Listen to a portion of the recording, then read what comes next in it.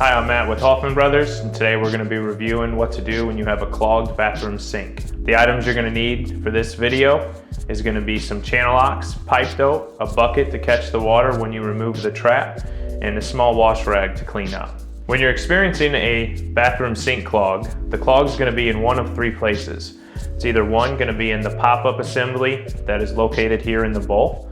It'll be underneath where the trap is located, or it'll be within the waste arm inside the wall. A couple tips you can do is remove the pop-up from the drain itself and check to see if there's any obstructions. Once that step is completed, you can move on to the trap. You want to make sure to keep the bucket underneath to catch any of the debris from the clog. You'll check your P-trap for obstructions. As long as there's no obstructions in here, we'll go ahead and apply some anti-seize pipe dope. You want to apply this to the threads on the plastic tubular, and this allows the plastic washers to go back on and make a good tight seal.